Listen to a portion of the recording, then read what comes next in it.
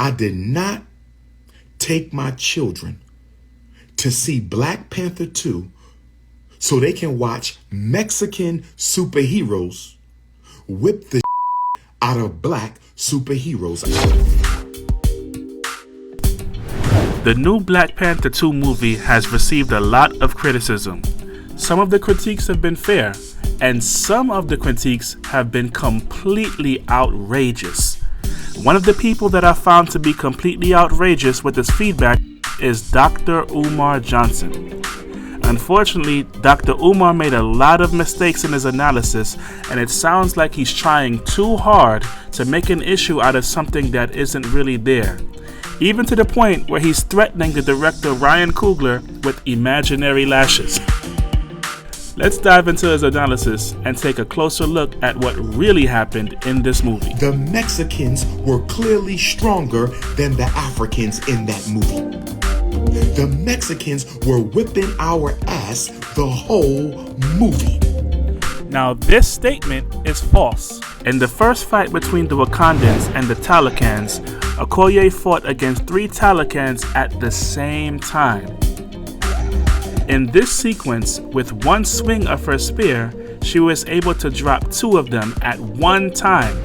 She then continued the fight until she defeated all 3 Talakans at the same time. It's incorrect to say that Mexicans were beating up Africans throughout the whole movie. Dr. Umar Johnson is wrong.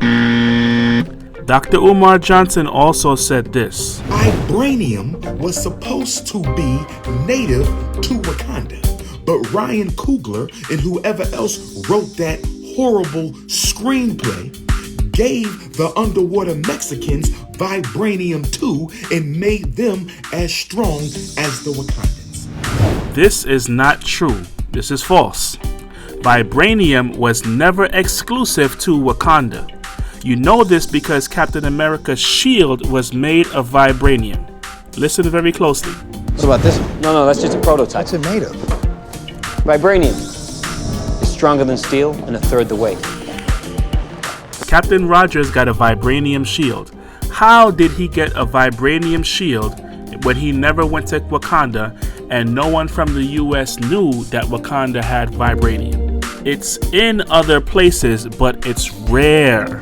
That's the rarest metal on Earth. What you're holding there, that's all we've got.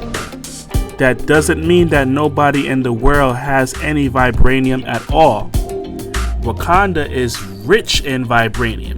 Wakanda has vibranium in abundance because a meteor crashed there, but it's in other places as well. Where? In the ocean. That analysis is wrong. Isn't it interesting? T'Challa's uncle is killed in the first Panther. T'Challa's father is killed in the first Panther.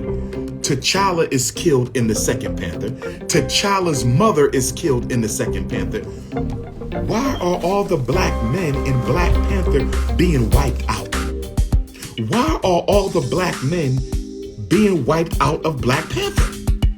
Help me understand this. Captain America ain't wiped out. Iron Man ain't wiped out. Incredible Hulk ain't wiped out. Spider-Man ain't wiped out. But when it comes to us, they got to kill every black male in the series? Once again, this is false. Dr. Umar Johnson has a tendency of saying things without making sure he has all his facts straight. He just said Iron Man was not wiped out. However, in the movie Avengers Endgame, Iron Man died. Not only did Iron Man die, he had a funeral, and attending his funeral were the Wakandans. Next, he said Captain America wasn't wiped out. That's true. However, Captain America is no longer Captain America. He made a decision to go back in the past and live an old life, and Falcon is now the new Captain America. Technically, he isn't wiped out, but he is off the scene. Dr. Umar Johnson is wrong. And then when the movie go off, the underwater Mexicans is plotting to take over Wakanda. The Mexican leader tells the woman, she trusts us. We have her right where we want her.